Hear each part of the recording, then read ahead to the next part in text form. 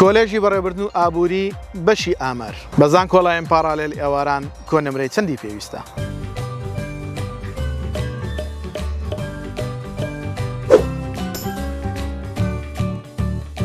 سڵاوتان لێبێ و ئەم کاتتان باش. من سروود خورشید فەرمانبەر لە سەرۆکاتی زانکۆی پۆلیتەکنیکی هەولێر تۆماری گشتی هەروەها ئەندامی لیژنەی ڕاوێژکاری بۆ پڕکردنەوەی فۆرمی زانکۆڵاین لە خزمەتی ئەوەی بەڕێزین بۆ باسکردنی بەشی ئامار لە کۆلێژی بەڕێوەبردن و ئابووری بزانین کۆنمرەکانی بە پاراڵێل زانکۆڵاین ئێواران چەند بووە بۆ ساڵی خوێندنی 2021-2022 تاوەکو لە کاتی پڕکردنەوەی فۆرمی زانکۆڵاین وەکو بناغە و زانیاریەک بەکاری بێنین. خۆشەویستانم بەشی ئامار بەشێکە کە لە وەزارەتی پلاندانان بە زۆری و لە زۆربەی کۆمپانیاکان کاری خۆیەکات. ئامار بریتیە لەوەی تۆ هەموو شتێک ئەبێ ئامار و پلانی خۆی هەبێت. کاتی ئامارت کرد پلاندانان ئاسانە بێت. بۆیە بەشێکە تا ڕادەیەکی زۆر پێویستیەکی تەواوی کۆمپانیاکان و حکوومەتە. هەرچەندە ئەو بەشە کەمێک پشتگوێ خراوە بەڵام بەڕاستی بەشێکی زۆر گرنگ و زۆر باشە. ئێوەش بوو ئەوەی بزان کەمترین کۆنمرەکانی چەندە. بەزان کۆڵاین و پاراڵێل و ئێواران تا کۆتایی ڤیدیۆ بینەرمان بن.